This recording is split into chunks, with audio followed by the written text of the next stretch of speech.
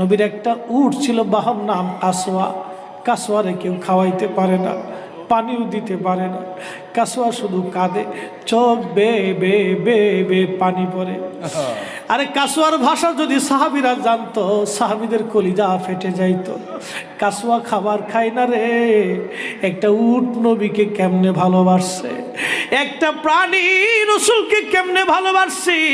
কাসওয়ার খাওয়া নাই, পানি নাই, কান্না করে, শুধু কান্দে, শুধু কান্দে, শুধু কান্দে।